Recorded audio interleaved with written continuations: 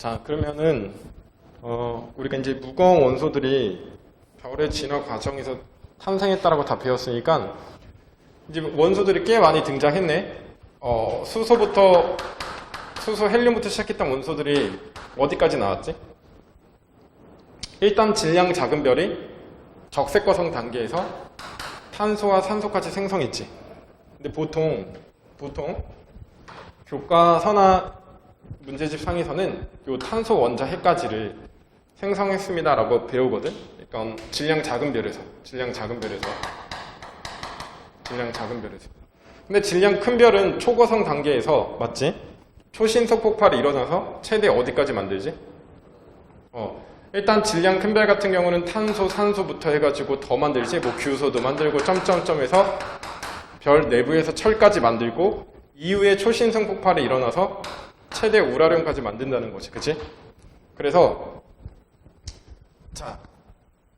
자연계에서 발견되는 가장 무거운 원소는 원자번호 92번 우라늄이다. 그치? 그런데 과거에는 이런 원소들의 생성을 과학적으로 설명한 게 아니라 약간은 뭐 신앙적으로 설명했었잖아. 그치? 뭐 스콜라 철학이라 해가지고 신앙과 과학을 결부해서 신이 뭔가 만들어줬습니다. 막 이런 식으로 설명했던 거지. 그런데 이제 나중에 자연 철학이라고 하나? 경험주의 같은 게 나오면서 과학자들이 자연을 관찰해서 그들의 규칙성을 찾아내야 된다. 그래서 규칙성을 통해서 앞으로의 위험도 예측해야 되고, 그렇게 우리가 이제 과학을 뭐 발전시켜 나가야 된다라는 그 과학자들이 등장하면서 이렇게 앞으로 자연에서 발견되는 수많은 원소들을 지금 이제 규칙성을 나열하기 시작했던 거예요. 그렇게 나온 게 바로 주기율표인 거지. 봐봐. 오늘은 여기를 한번 설명해 볼게. 이렇게 만들어진 원소들이 이제 자연에서 발견됨에 따라 그들의 주기성을 나열하기 시작했던 거야. 원소들의 주기성. 원소들의 주기성. 자, 그런데 처음에 정확히 하니까 원자하고 원소를 한번 구별하고 시작해보자. 자, 첫 번째. 원자가 뭐지?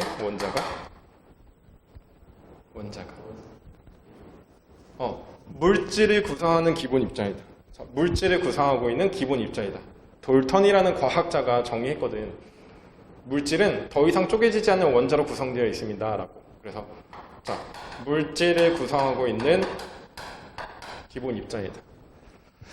그런데 지금까지 우리가 앞에서 빅뱅 우주론을 공부하면서 기본 입자는 쿼크하고 전자로 해석했었잖아. 그지?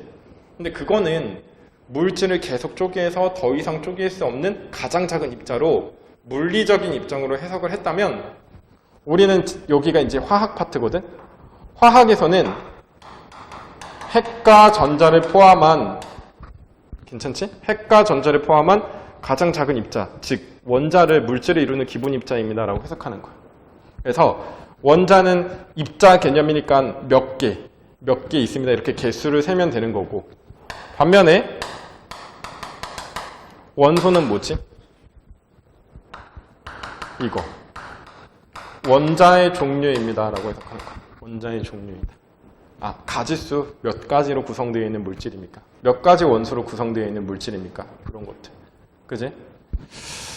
자, 그래서 우리가 이제 원소는 원소 기호라고 해서 알파벳을 통해서 원소를 표현하되 원소 기호 주변에는 4가지 정보가 들어있단 말이야.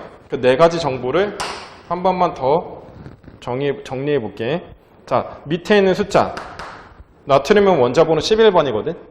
그러면은 왼쪽 하단에 써 있는 숫자 원자 번호 이퀄은 무슨 수를 가르쳐 주는 걸까?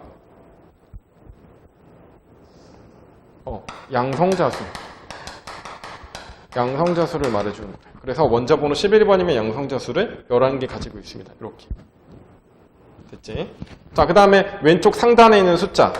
얘는 23이라는 수치가 표현되어 있는데, 요 정보는 질량수라고 해가지고 무슨 수 플러스 무슨 수?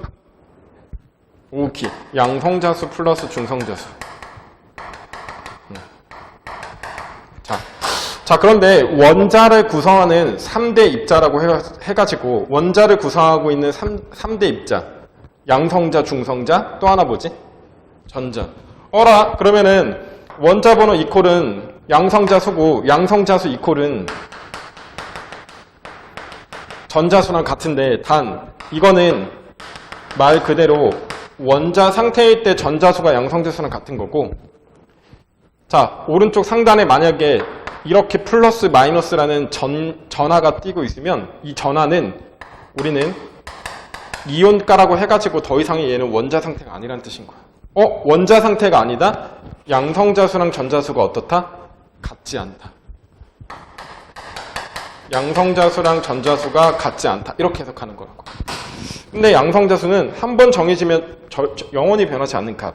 11개야? 그럼 얘 영원히 11개인 거야. 그치?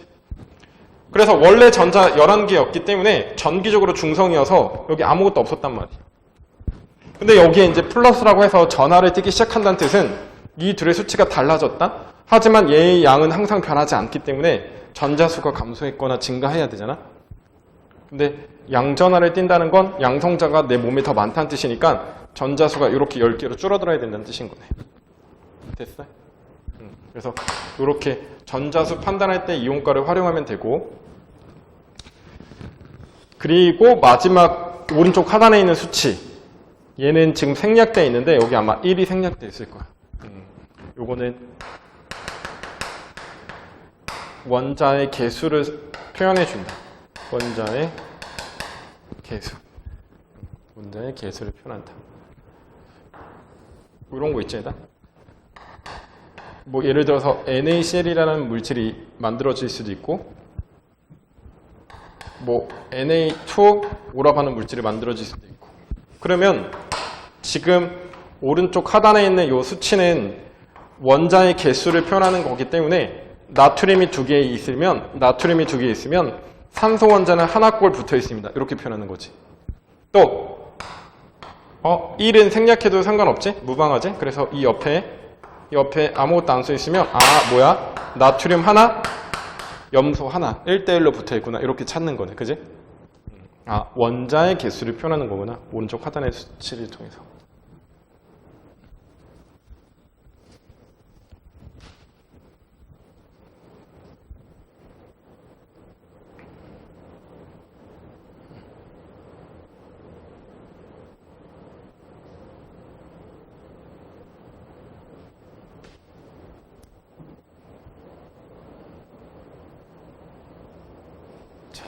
됐어?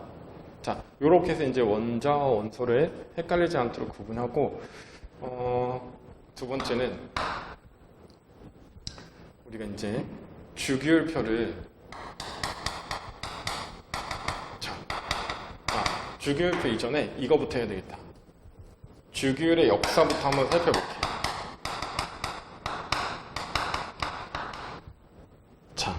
우리가 앞에서 이제 뭐 별의 진화 과정에서 최대 원자번호 92번 우라늄까지 생성되었습니다라는 걸 배웠지만, 실제 그런 원소들이 한 번에 다 발견된 게 아니라 과학자들이 순차적으로 발견해냈을 거냐, 자연계에서. 그치? 자, 그런데 그런 발견된 수많은 원소들이 처음부터 이쁘게 표로 정리되었던 건 아니었겠지? 그래서 그들이 어떻게 정리되었는지, 정리되기까지의 과정에서 유명한 과학자들이 몇 분 등장하시거든? 그래서 그분들 한번 살펴보자는 뜻인 거야. 자, 첫 번째는 데베 라이너라고 하는 과학자가 새쌍 원소설이라고 해서 원소들을 새쌍으로 구별해서 공통된 성질을 찾아낸 거야. 이렇게.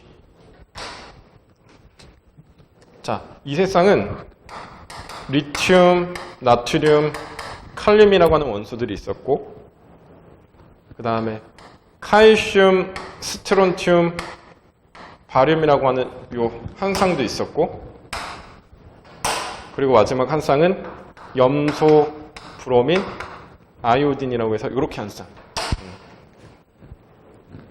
근데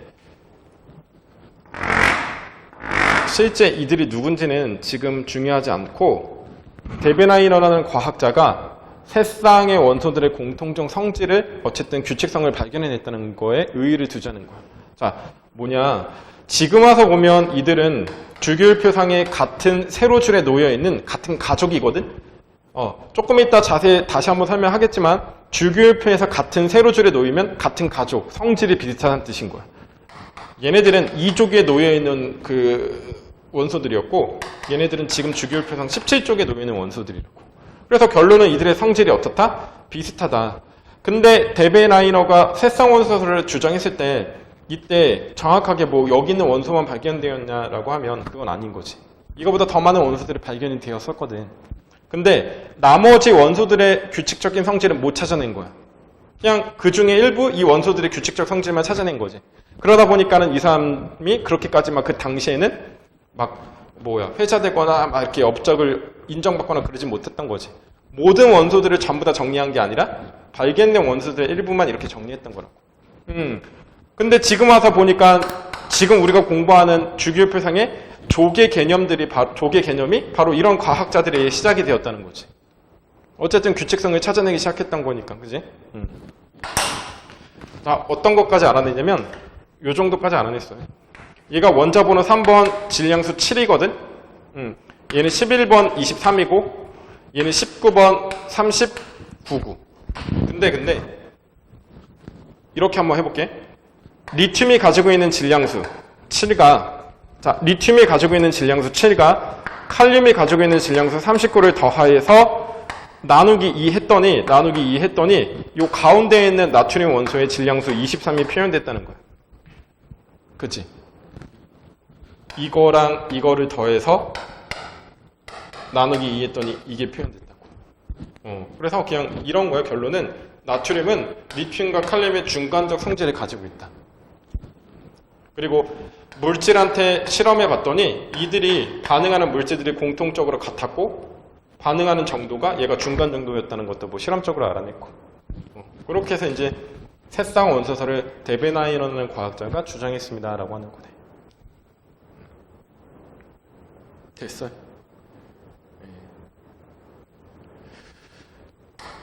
자, 두 번째. 율렌즈라고 하는 과학자. 이분은 또 무엇을 주장했냐면 옥타브설. 도, 레, 미, 파, 솔, 라, 시, 도 해가지고 8번째마다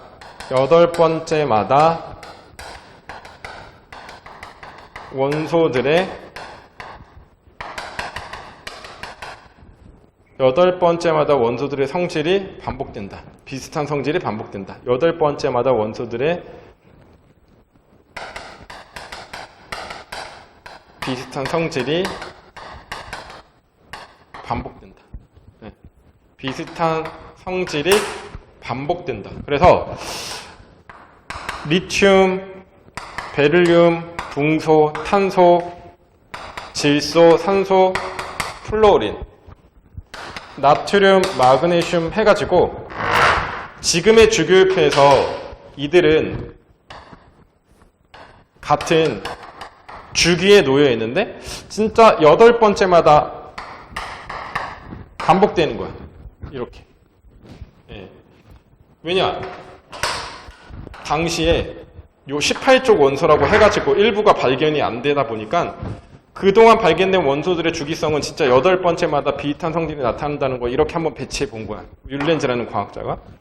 그래서 물론 이게 뭐 완벽하진 않지만 주기의 개념을 또 알아낸 과학자가 등장했다는 거지. 요런 느낌에.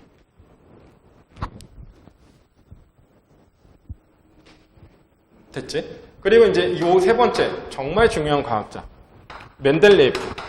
맨델레이프.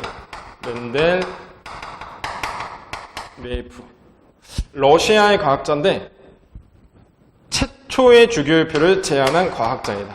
최초의 주기율표. 최초의 주기율표를 제안한 과학자이다.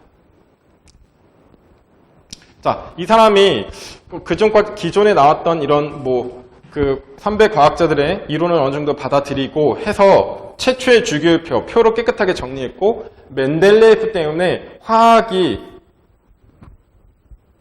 어떻게 엄청난 발전을 이루었다? 왜냐면 규칙성을 나열했기 때문에 앞으로 발견되지 않은 원소들도 발견될 거라는 예측이 가능했고 그런 규칙을 통해서 물질들이 어떠한 성질을 가질 거라는 것까지도 예측이 가능해서 실험적으로 많은 과학 발전을 이루었단 말이야. 멘델레예프 때문에. 그래서 최초의 주기율표, 지금 우리가 쓰고 있는 주기율표는 아니야. 하지만 이 사람은 어쨌든 이 최초의 주기율표라는 타이틀, 그리고 이 사람 때문에 엄청난 화학 발전이 있었다. 지금도 이 업적을 기리고자 이 사람을 축하하는 기념하는 행사 이런 것도 하고 있단 말이야. 엄청난 사람인 거지. 수능에도 등장하는 거고. 자, 그런데 멘델레예프는 어떤 순서대로 원자 번호를 주기율표를 배열을 했냐면 원소들의 주기율표에 배열을 했냐면 이거로 원자량 순으로 원소들을 나열했다. 그런데 원자량이 바로 그거야. 원자들의 질량을 줄여서 원자량이라고 하잖아. 원자들의 질량. 바로 양성자수랑 중성자수에 의해서 결정되는 거지. 근데 이렇게 해서 원소들을 나열하다 보면 요 중성자수가 조금 많아서 약간 뒤죽박죽 바뀌는 원소들의 순서가 생긴단 말이야. 상대적으로 양성자보다 중성자가 많음으로써 순서가 바뀌는 원소들이 생긴다고. 그래서 일부에서 오류가 생겼다. 예. 오늘날 쓰는 주기율표는 요 모줄리라고 하는 과학자가 제안한 새로운 주기율표를 쓰고 있다. 현대의 주기율표. 자, 이거는 원자 번호순. 원자 번호순. 근데 원자 번호순은 바로 요거지. 양성자순.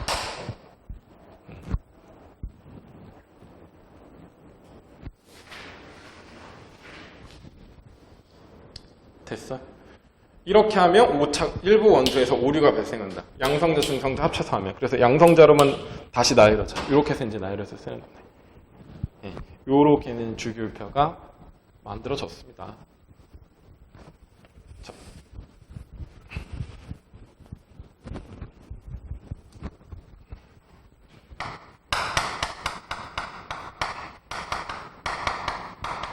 그래서 이제 우리가 주기율표 겁나 배우는 거지.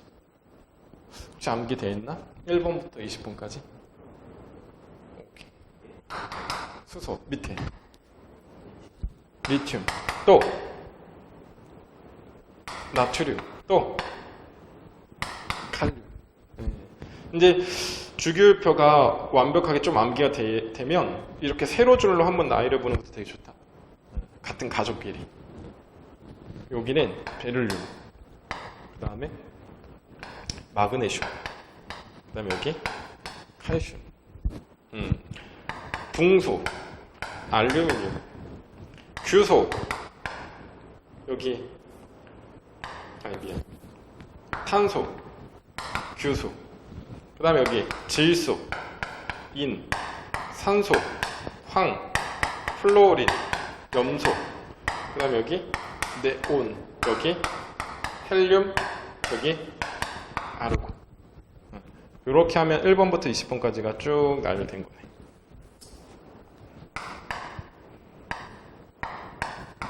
안 삐뚤어졌지?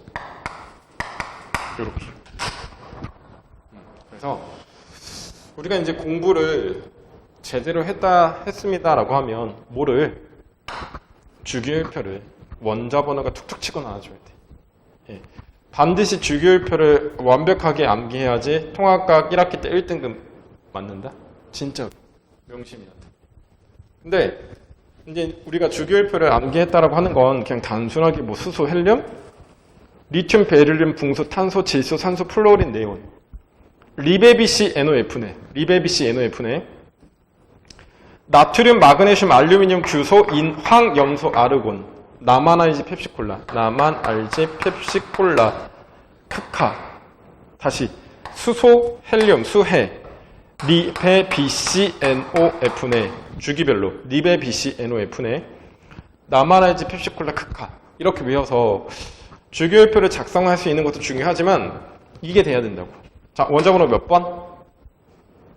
3번. 원자번호 몇 번? 6번. 원자번호 몇 번? 8번. 자, 원자번호 몇 번? 12번. 원자번호 몇 번? 15번. 원자번호 몇 번? 17번. 원자번호 몇 번? 20번. 이렇게 원자번호를 바로 대답할 수 있는 것도 중요한 거야. 근데 여기서 끝이 아니지. 우리는 이것까지 해야 돼. 잘 봐. 자, 주기율표상 같은 세로줄에 놓이면 같은 가족. 1족. 이렇게 불러주는 거야. 그 다음에 얘는 2족. 13족, 14족, 15족, 16족, 17족, 18족.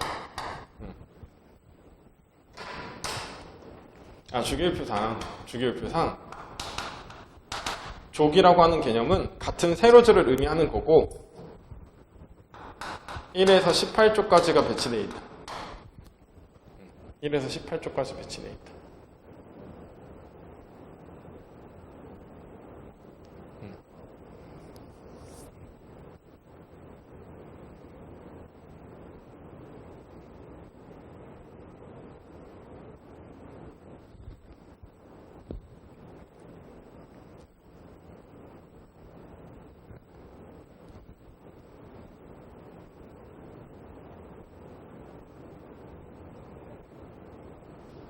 됐지. 근데 같은 족이라고 하면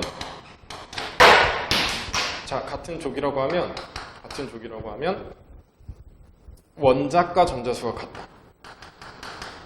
같은 족은 원자과 전자수가 같다. 이렇게 해석하는 거예요. 같은 족은 원자과 전자수가 같다.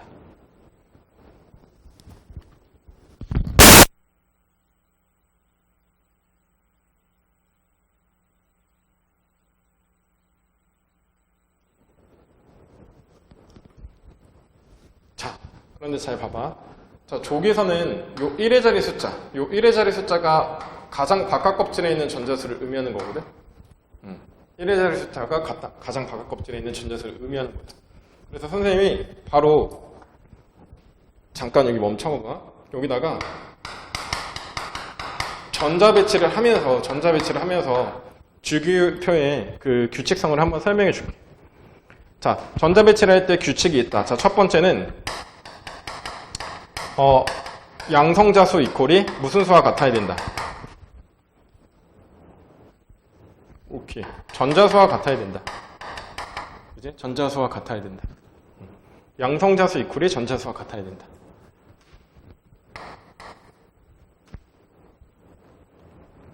자, 두 번째.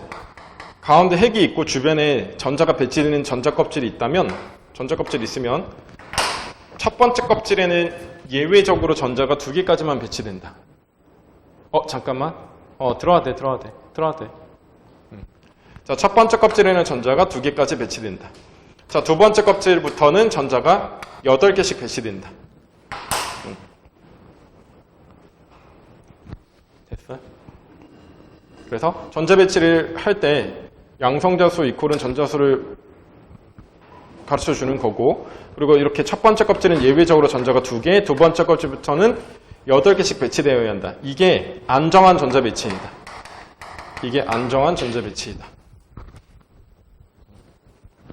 자, 이 안정한 전자 배치를 우리는 요 숫자 8의 의미로 부여해서 옥텟 규칙이라고 하는 거예요. 옥텟 규칙. 숫자 8의 의미를 부여해서 옥텟 규칙이라고 한다. 됐어? 그때 우리 요거 가장 바깥 껍질의 전자가 8개가 되는 게 안정한 전자 위치이다. 옥텟 규칙이다. 체외각 전자수가 8개 되어야 안정해진다. 이 뜻인 거야. 체외각 전자수가 8개 되어야 안정해진다. 이게 바로 옥텟 규칙입니다.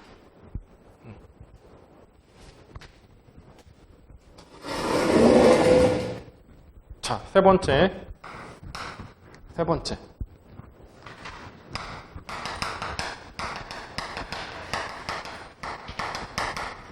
원자과 전자수가 연계되어야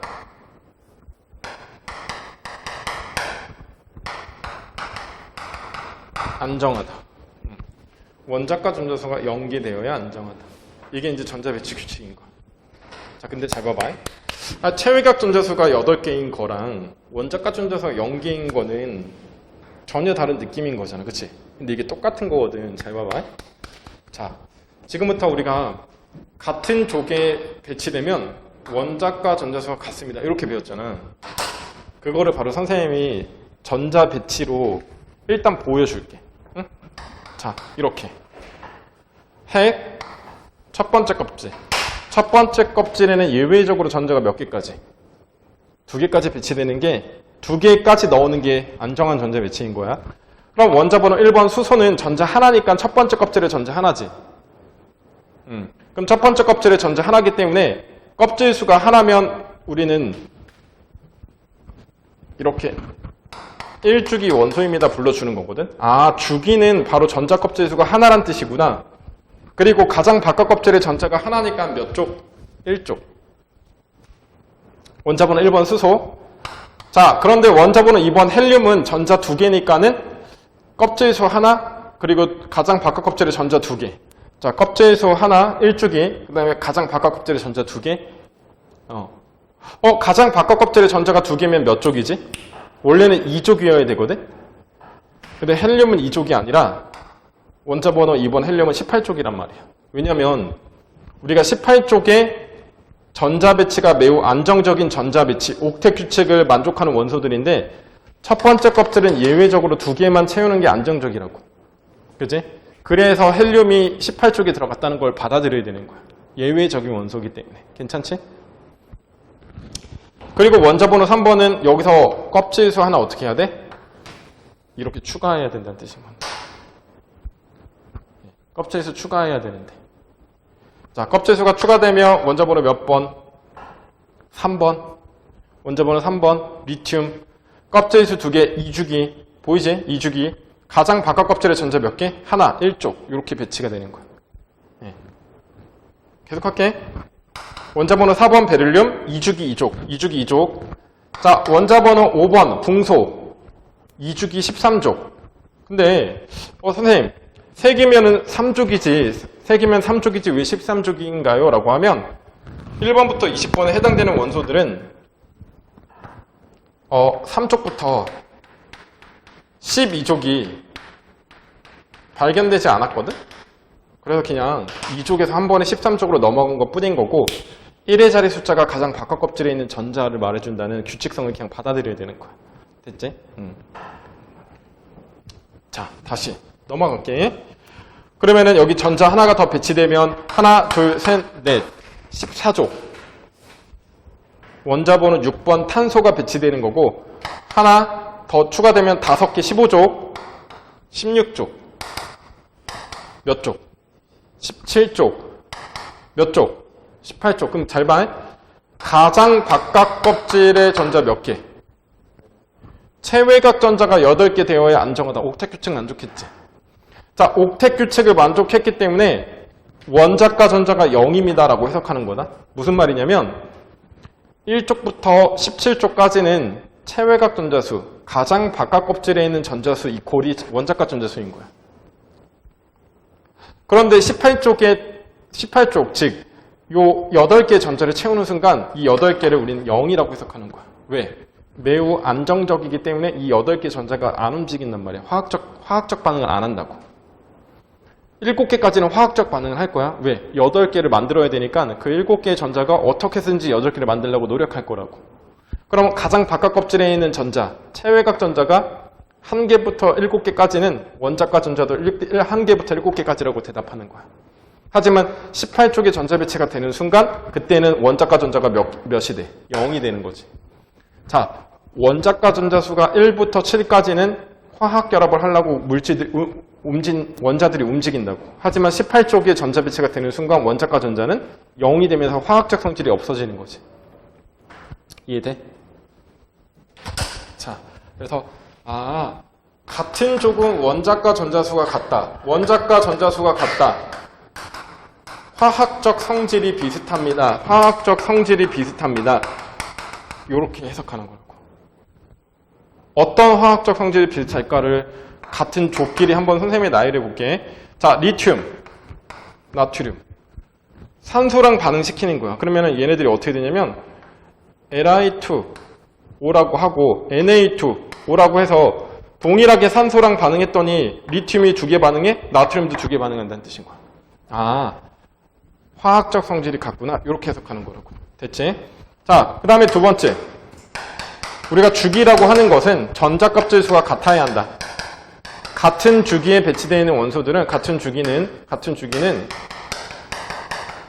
전자가 배치됐을 때 전자 껍질 수가 같다. 전자 껍질 수 같다. 2주기 원소는 껍질 수 2개, 3주기 원소는 껍질 수 3개. 네, 그래서 1번부터 20번까지 원소들의 전자를 배치하면 어쨌든 간에 이 규칙성이 계속 반복된다는 뜻인 거지. 됐지? 자, 잠깐만 쉬었다 갈게. 자, 유승아, 이거 봐봐.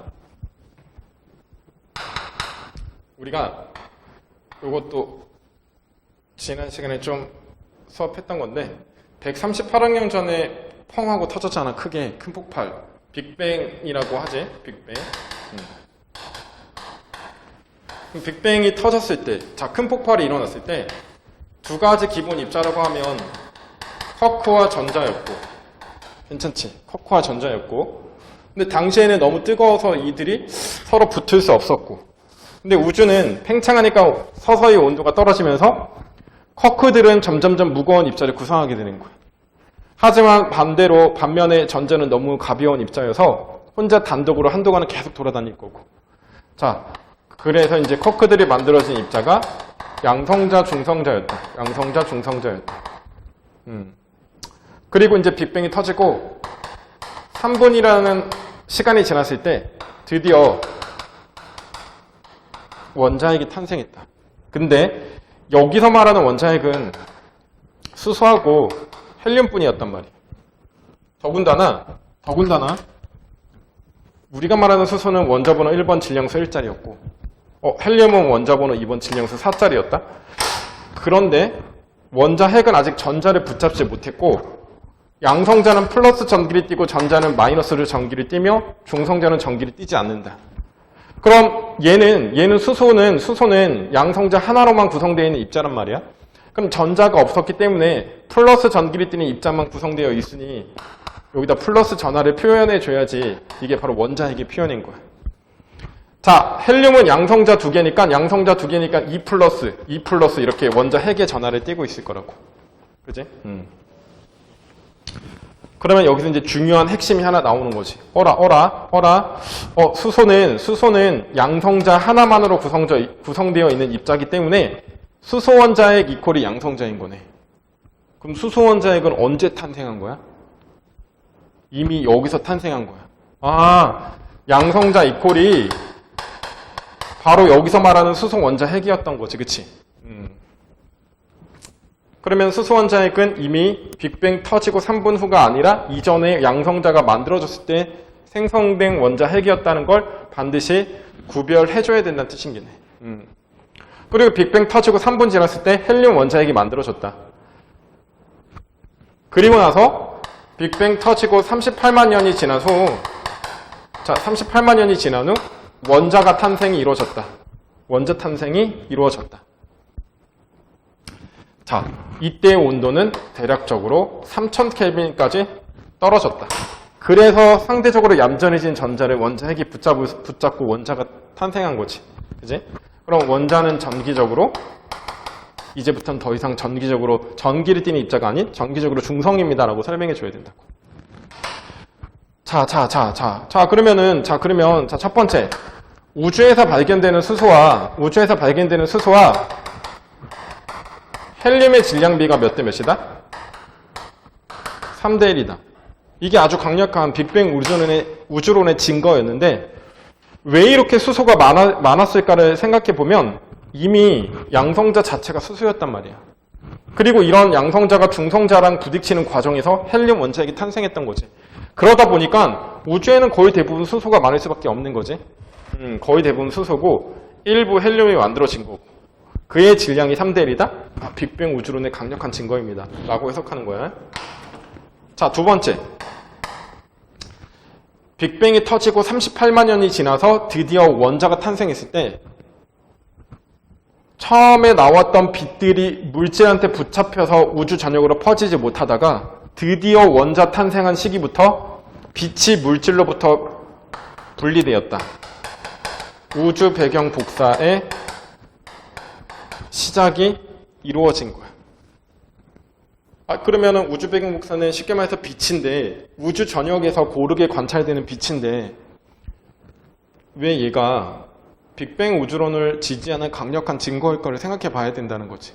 그럼 왜일까를 한번 생각해 보면 우리가 처음에 우주론이 대립했을 때 우주는 팽창한다는 이론이 맞잖아요. 자, 우주는 팽창한다는 이론이 맞잖아요. 그런데 이때도 두 가지 이론이 대립했었단 말이야. 하나는 호일이라고 하는 과학자가 주장했던 이론이었고 하나는 가모프라는 과학자가 주장했던 이론이었고. 자, 호일에 의하면 자, 우주의 질량을 가진 입자들이 이만큼 있었다. 초반에. 근데 우주가 팽창과 동시에 질량이 더 생겨나는 거야. 부피가 팽창하는 만큼 질량이 더 생겨나는 거야. 그러면 우주의 밀도는 일정하게 유지된다. 그럼 우주의 밀도가 일정하다면 온도도 앞으로 계속 일정할 거다. 이렇게 주장했던 거지. 그리고 가모프는 이렇게 반대로 주장했던 거야. 우주가 팽창할 때 부피가 커지지만 질량은 변함이 없다. 질량은 초창기 우주가 탄생할 때 생긴 그 질량 이후에 늘어나지 않았다. 그래서 우주는 팽창하면서 밀도가 감소하면서 온도가 떨어질 거다. 온도가 떨어진다면 앞으로 아주 차가운 빛이 우주에서 발견될 거라는 걸 가모프가 예측을 했단 말이야. 근데 예측한 그 빛이 드디어 우주 전역에서 실제 발견이 되었다. 우주에서는 우주 배경 복사라고 하는 빛이 실제 발견이 되었다. 빅뱅 우주론을 지지하는 강력한 증거가 될 수밖에 없는 거야. 우주에서 아주 차가운 빛이 실제 발견되었기 때문에. 자, 얼마 하냐면 가모프가 예측했던 빅뱅 우주론은 앞으로 대략 3켈빈이 발견될 겁니다 라고 예측했던 거야. 근데 실제 우주에서 진짜 대략 3켈빈에 해당되는 우주 배경 복사가 실제 발견이 되었던 거지. 빼박이네. 진짜 우주 배경 복사는 빅뱅 우주론을 지지하는 강력한 증거가 될 수 있었던 거네. 그지? 자, 요렇게 해서 이제 우리가 이제 우주에서는 빅뱅 우주론으로 수소, 헬륨이라고 하는 두 가지 원소를 탄생시켰다. 그런데 우리가 알고 있는 수많은 원소들은 도대체 어디에서 왔냐는 거지. 그래서 그 이후에 이제 우주에서는 별이 탄생하게 된 거잖아. 자, 우주에서는 별이 탄생했다. 별의 탄생. 수소와 헬륨이 우주의 거의 대다수니까, 자, 이런 얘들이 돌아다니다가 중력이라는 힘을 받아서 상대적으로 밀도 크게 뭉쳐있는 형태로 만들어진 거야. 그게 바로 성운이라고 하는 형태를 말하는 거지. 구름처럼 뭉쳐있다. 주변 물질보다 상대적으로 밀도 크게 뭉쳐있다. 자, 그런데 이들이 계속 끊임없이 우주에는 기본 힘 중에 하나인 중력을 받게 된다는 거지. 근데 봐봐. 우리가 중력을 받으면 내부의 온도는 올라갑니다. 이렇게 배웠잖아. 자, 중력을 받으면 수축하는 과정에서 물질들끼리 부딪히다가 회전도 할 수 있습니다. 이렇게 배웠잖아. 그럼 성운이 중력을 받아서 내부 온도가 올라가고 회전하는 과정에서 밝은 빛을 방출할 거야. 그때 우리는 얘를 원시별입니다라고 했었던 거죠. 근데 우린 원시별이 진짜 별이 아니기 때문에 계속 중력을 받아서 수축하다가 드디어 가운데 있던 수소가 핵융합을 할 수 있는 온도에 도달하면 그때를 우린 비로소 우리가 말하는 진짜 별, 주계열성이라 하는 거고, 주계열성. 주계열성은 말 그대로 핵융합 반응이 일어나야 하니까 가운데 내부에 있는 수소들이 핵융합을 시작해서 이렇게 헬륨이 바뀌는 과정에서 주변으로 에너지를 방출하고, 맞지? 이 에너지 일부가 우리 지구에도 도달할 수 있게 된 거잖아. 자, 그런데 우리가 말하는 수소는 질량수 1짜리 수소고, 우리가 말하는 헬륨은 질량수 4짜리 헬륨인데, 과연 4마리 수소의 질량과 1마리 헬륨의 질량 중 누가 더 큰지를 한번 비교해 보자는 거야. 누가 더 크지? 에너지는 질량이야. 뭐야? 핵융합 과정에서 에너지가 방출된다는 건 질량이 빠져나가는 거야. 질량이 빠져나간다? 4마리의 수소의 질량이 더 커야 된다는 뜻인 거지. 4마리의 수소의 질량이 더 커야 된다는 뜻인 거지.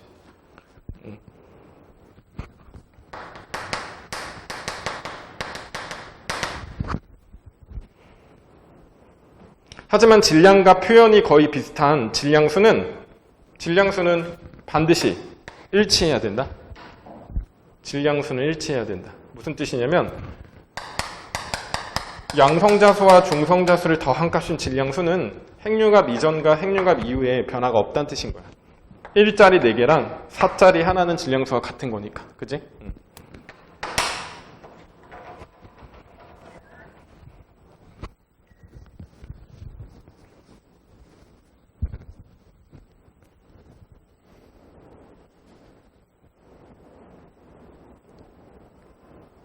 자, 이렇게 해서 이제 별들이 탄생을 했고, 자, 별들은 자기 나이의 90%를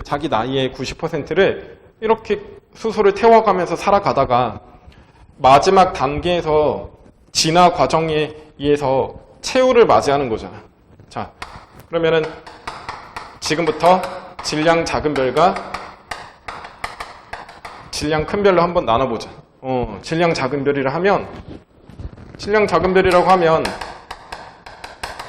태양 정도의 별을 의미하는 거고, 질량이 크다라고 하면 태양보다 몇 배 이상이었지? 태양보다 10배 이상 정도의 질량을 가진 별들을 질량 큰 별입니다라고 해석하는 거고. 땡땡.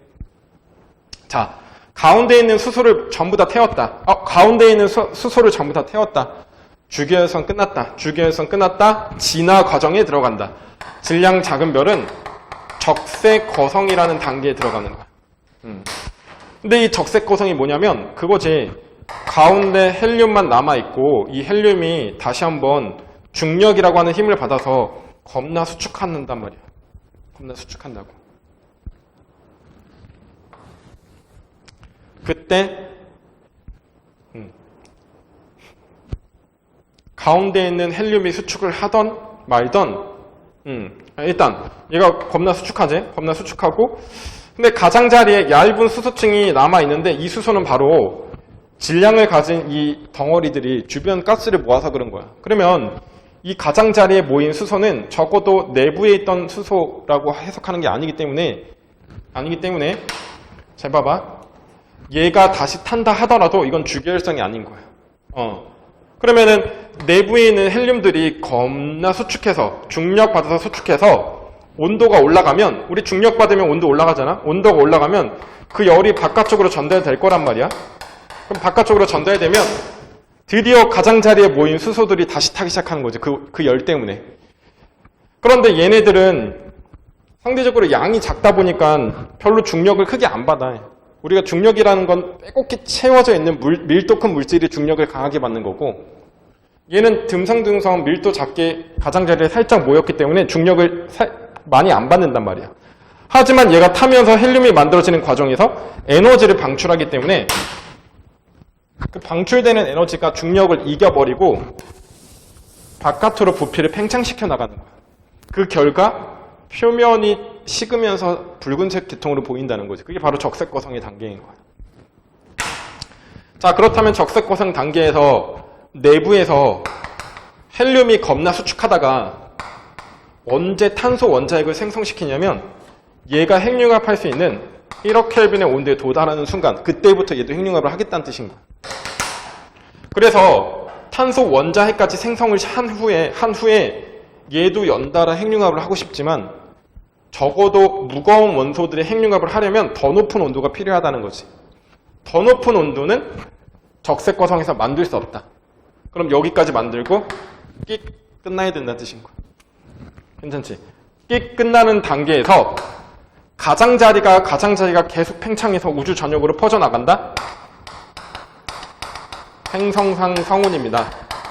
하나의 행성과 같은 모습으로 구름 형태로 퍼져나간다. 행성상 성운입니다. 라고 하는 거고, 가운데서 탄소 원자핵이 다시 한번 중력을 받아서 수축하면 백색 외성의 형태, 즉 하얀색 아주 조그만 상대적으로 작은 형태로 이렇게 식어서 사라져 간다는 뜻인 거예요.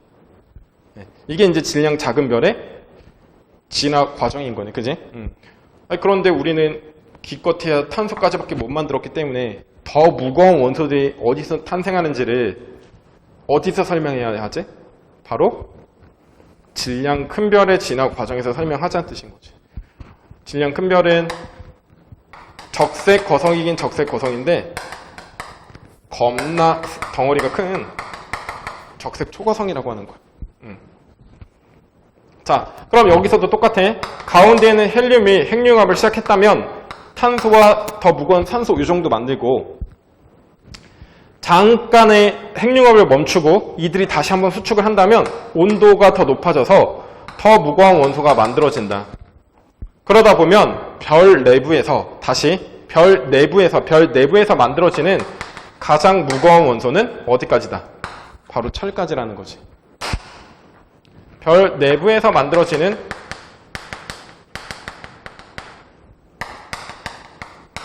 가장 무거운 원소는 철이다. 별 내부에서 만들어지는 가장 무거운 원소는 철이다.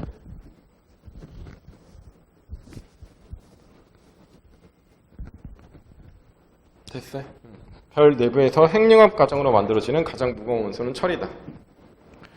자, 그리고 이후에 여기까지 만들고 상대적으로 더 무거운 이런 원자핵들이 엄청난 중력을 받아서 순간 터진단 말이야. 그 터지는 폭발이 뭐였지? 초신성 폭발이었지. 맞지? 초신성 폭발이었지. 이때 뻥하고 터지는 에너지를 이용해서 이후에 더 무거운 원소가 생성이 되고 바로 원자 번호 92번 우라늄까지가 만들어졌다는 뜻인 거지. 아, 자연에서 발견되는 가장 무거운 원소구나. 이렇게 해석하는 거네. 자연에서 발견되는 가장 무거운 원소. 그리고 이렇게 무거운 원소들이 우주 전역으로 다시 퍼져나가면 또 다른 별의 재료가 될 수 있겠네. 또 다른 별의 재료가 됐고, 자, 또 다른 별의 재료가 됐고, 또 다른 별의 재료가 됐고, 또 다른 별의 재료가 됐고, 그래서 만들어진 별이 바로 누구야? 그 또 다른 재료 때문에 또 다른 별이 만들어졌고, 그 또 다른 별이 바로 태양인 거지.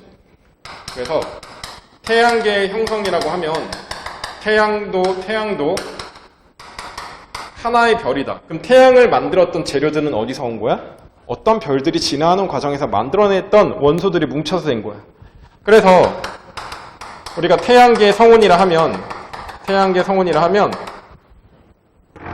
당연히 얘도 거의 대부분은 수소와 헬륨으로 이루어졌겠지, 그치? 하지만 여기에는 일부 무거운 원소도 포함되어 있었던 거예요.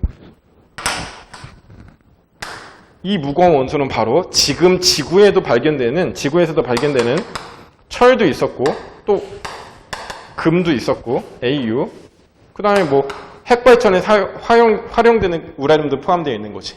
아, 태양계는 질량 큰 별이 진화하는 과정에서 만들었던 무거운 원소들이 뭉쳐서 만들어진 거구나. 그치?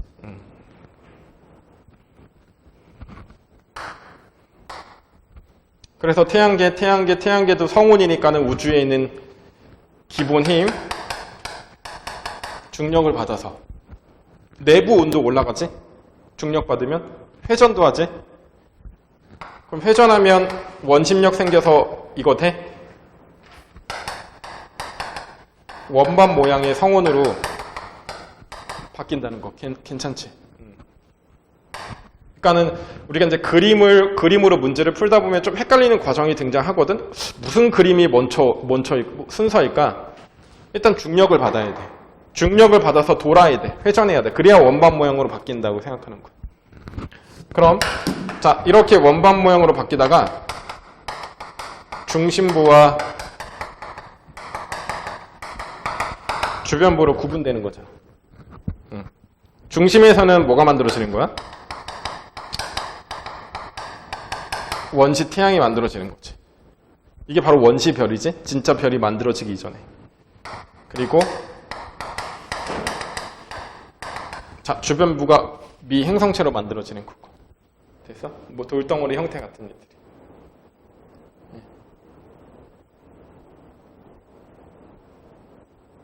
혹시 괜찮니? 시간? 가야 되지. 5분만 더 해야 돼? 어차피 늦은 거 5분만 더 해줘. 5분만 더 해줘.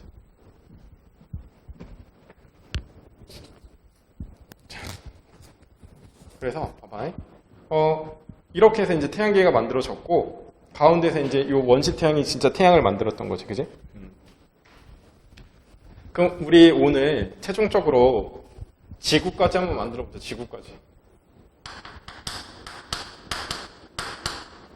자, 지구까지 한번 만들어보자. 그럼 지구는 어떻게 만들어졌냐? 바로 태양 주변에서 만들어졌던 돌덩어리들, 미행성체들이 충돌하면서 이제 지구도 만들어졌다는 거지. 자, 태양계 내부에서 가운데 중심부에서 태양이 만들어졌어?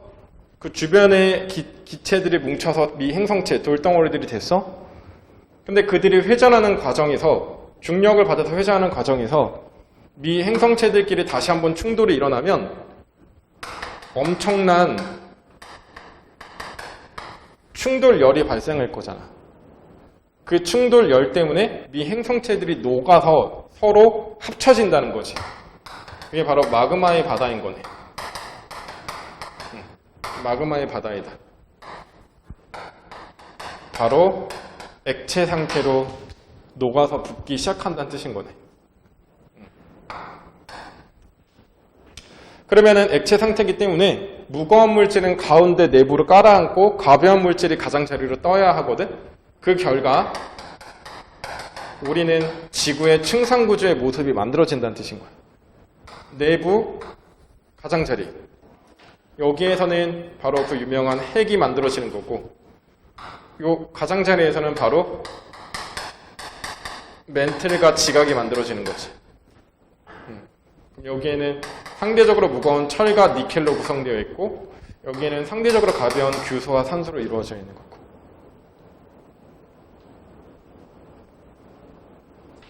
자, 이후에 가장자리부터 서서히 식어서 딱딱한 부분인 원시 지각이 형성된다. 그리고 지각이 형성되고 난 이후에 수증기가 응결돼서 비가 내리면 바로 원시 바다가 형성되는 거지. 그지? 그리고 바다에서 이제 나중에는 생명체까지 등장하게 되는 계기가 될 텐데. 자, 이렇게 지구가 생성되는 과정에서 최종 결론은 지구는 끊임없이 그 크기가 성장해 왔다는 뜻이다. 자, 크기와 질량이 계속 커졌다. 왜? 미행성체들이 충돌하면서 덩어리가 커졌겠지, 초반에는. 덩어리가 어느 정도 커진 이후에는 질량을 가지면서 주변 가스를 끌어모으면서 덩어리가 조금씩 더 커지는 거야. 그래서 크기와 질량이 계속해서 성장해 왔다. 하지만 온도 측면에서는 어디까지는 증가하고 어디까지는 감소해야 될 거야. 왜? 계속 뜨거우면 우리 지금 이런 지각이 형성될 수 없었기 때문에. 자, 초반에는 층상구조가 만들 때까지는 충돌에 의해서 표면이 뜨거웠겠지만 이후에 충돌 횟수가 줄어들면서 그 이후에는 온도가 어떻게 된다? 식어야 된다. 그래야지 지각이 형성되는 계기가 된다는 뜻인 거야. 그치? 이렇게 해서 이제 지구가 형성되었습니다 라고 하면 지난 수업의 마무리가 이루어지는 거네요. 됐지? 자, 여기까지 잘 정리해 놓고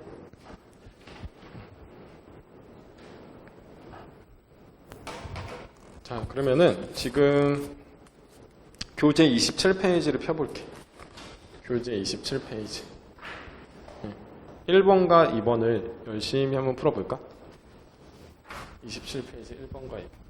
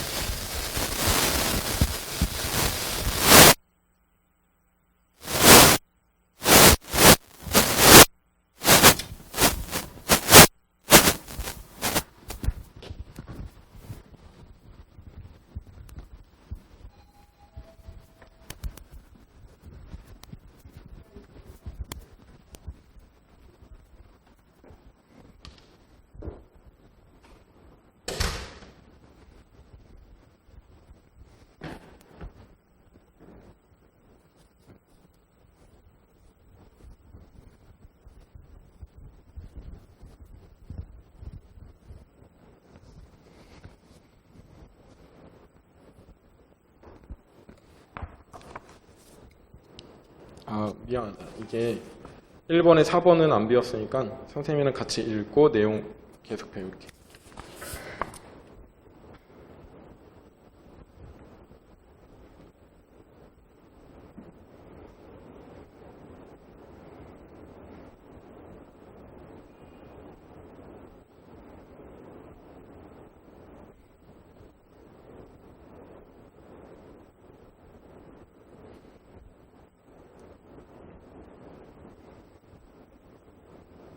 됐어.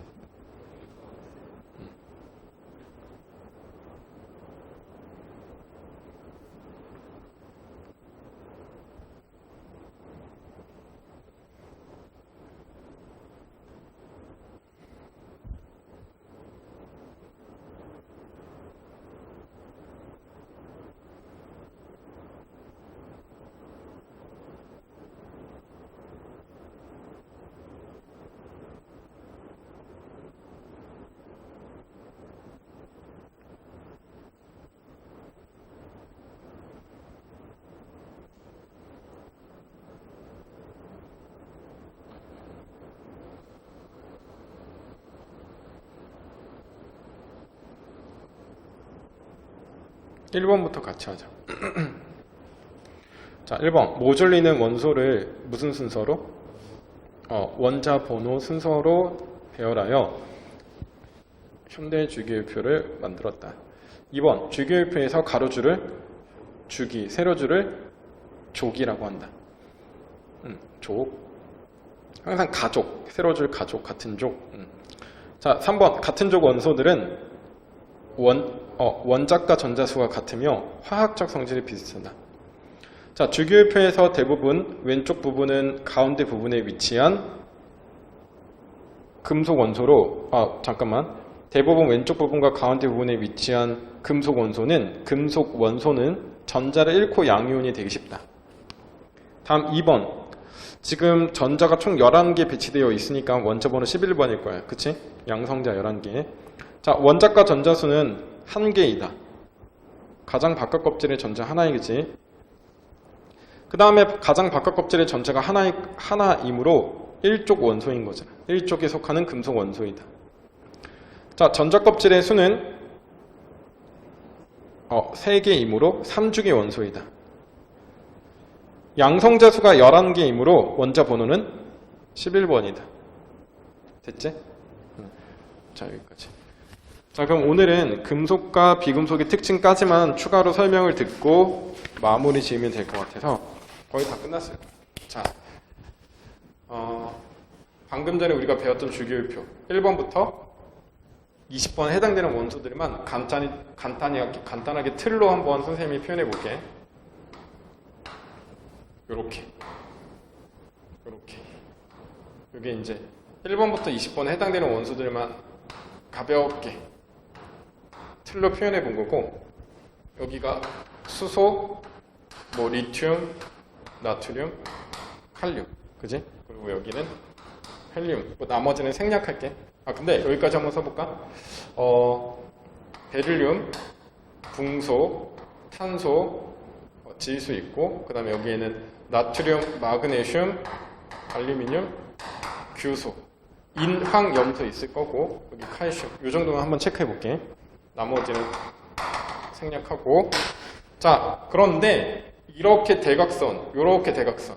얘가 아니다. 얘부터. 자, 요렇게 대각선, 요렇게 대각선. 얘가 바로 중금속인 거야. 중금속. 그럼 중금속은 금속이야, 뭐야? 얘는 금속이야. 얘네들은 비금속이야. 그럼 중금속은 금속이야, 비금속이야? 라고 하면 비금속이야, 비금속. 하지만 금속의 성질도 일부 포함하고 있습니다. 라고 해석하는 거지. 그래서 우리가 이렇게 중금속을 기준으로 이렇게 대각선을 그어서 되지? 요 왼쪽이 보통 금속이고 오른쪽이 보통 비금속인 거지. 그런데 이렇게 보니까 마치 금속보다는 비금속이 더 많은 것처럼 느껴지거든. 주기율표에서. 왜냐면 중금속도 비금속이고 이 오른쪽 다 비금속이야. 금속은 여기가 다라고. 그럼 금속보다는 비금속이 더 많을 것 같잖아, 주기율표 상에. 하지만 1번부터 110 몇 번까지 다 전부 다 채우면 실제는 여기 금속이 훨씬 많아, 금속이 훨씬 많고 비금속은 극히 일부라고. 이해되지? 1번부터 110 몇 번까지 실제 주기율표를 다 보면 비금속보다 금속이 더 많아야 된다고. 돼? 근데 1번부터 몇 번까지? 1번부터 몇 번까지? 20번까지의 원소들 중에는 금속이라고 하면 꼴랑 이 7개밖에 없어. 이 7개 금속, 나머지 비금속 이렇게 암기하는 거야. 자, 그리고 왼쪽이 보통 금속인데 얘는 주의해야 돼. 얘는 금속의 자리에 위치했지만 수소는 비금속이라는 거 반드시 강조해야 된다고. 시험에서 엄청 건드리기 때문에. 자, 따라서 우리는 지금부터 이렇게 할게. 자, 주기율표상 왼쪽 아래로 갈수록 금속의 성질이 더 커진다. 금속들 중에서도 왼쪽 아래에 있는 금속일수록 금속성이 더 크다. 자, 그리고 오른쪽 위로 갈수록 반대로 비금속성이 점점 더 커진다. 이렇게 해석하는 거야. 됐지? 단 18쪽은 비금속이지만 비금속성이 없습니다라고 해석하는 거야. 18쪽은 반응성이 없습니다라고 해석하는 거야. 매우 안정한 전자배치를 가지고 있기 때문에 다른 물질들과 반응하지 않는다. 원자가 전자 몇 개이다? 8개이다. 그래서 그렇게 해석하는 거라고. 원자가 전자가 미안하다. 헛소리했다. 체외각 전자가 몇 개이다? 8개이다. 원자가 전자는 0이다. 이렇게 해석하는 거라고. 원자가 전자가 없다. 반응성이 없다. 이렇게 해석하는 거야. 됐지? 됐어? 반응 정확히 해야 돼. 자, 그래서 오늘의 마무리는 이렇게 지을게. 과연 금속과 비금속의 차이가 무엇일까? 자, 금속. 전자를 잃고 양이온이 잘 된다.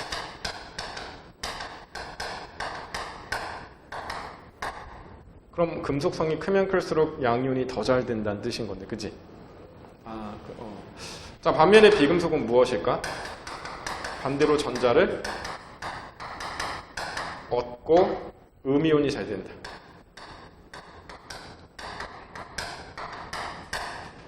그러면 비금속성이 크면 클수록 음이온이 더 잘 되는 거지, 그치? 예. 자, 그 다음에 좀 상식적으로 한번 생각해 볼게. 금속이라고 하면 전기 잘 통할까? 오케이. 전기, 전도성이 우수하다. 금속이라고 하면 광택을 띨까? 오케이. 광택을 띈다. 그럼 비금속은 전기 전도성이 없고 광택도 없는 거지, 그지? 그래도 없지. 됐어. 그래서 우리가 보통 금속들과 비금속을 이렇게 구별할 건데, 자, 최종 우리가 금속이라고 하면 우리가 살아가는 온도에서는 보통 고체 상태로 발견되니 액체 상태로 발견되니? 그렇지. 상온에서 고체. 단 상온에서 액체로 발견되는 금속이 하나 있는데 누굴까? 온도계에 들어있는 HG.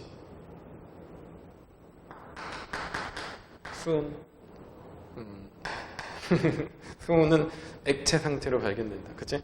수은은 액체 상태로 발견된다.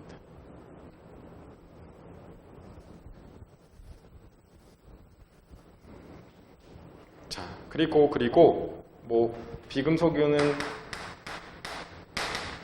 상온에서 주로 어떤 상태일까? 고체 또는 기체. 그래서 뭐 연탄 같은 거 흑연이 바로 그 비금속이거든. 그 다음에 오리한테 먹여서 인간이 잡아먹어. 오리한테 무엇을 먹이니? 유황오리 먹어봤지? 너 오리고기 먹어봤을 거 아니야. 너가 먹어본 오리 중에 유황을 먹었던 오리 있을 거야.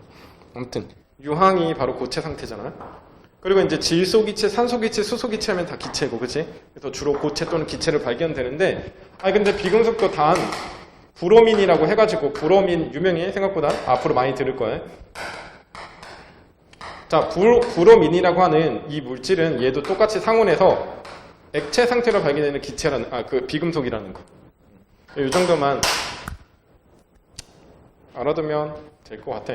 그래서 지금 이 내용들이 당장 우리가 열심히 암기를 해가지고 내신에 돌입할 게 아니기 때문에 시간이 지나면 좀 금방 까먹겠지만 적어도 이런 느낌은 살아있어야 돼. 금속들이 보통 양이온이 잘 된다? 금속들이 전기 잘 통한다? 광택 띈다? 상온에서 고체이다. 이거는 뭐 까먹을 내용이 아니야. 그치? 우리 일상생활에서도 뭐 충분히 활용되는 과학적 지식인 거잖아. 그치? 그래서 이렇게 알고 있으면 될 것 같아. 자, 잘했고, 고생했고. 자, 이제 마지막 대미를 장식해야지. 뭐야? 과제를 해야 돼, 과제. 자, 과제. 22페이지부터 페이지 22에서 23페이지까지 안 되어 있는 문제 모두 풀어오고,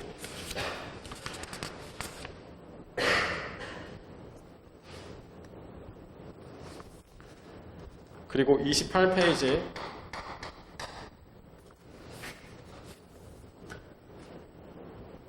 7번부터 13번까지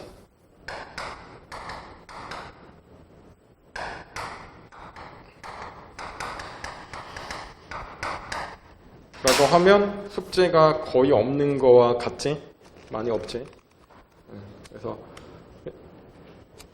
이거 마무리 잘 하면 될 것 같아.